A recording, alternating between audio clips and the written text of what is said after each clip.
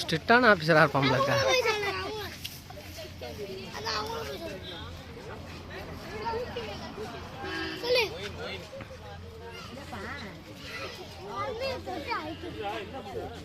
தம்பி கொட்டுமா ஒரே ஒரு போட்டோ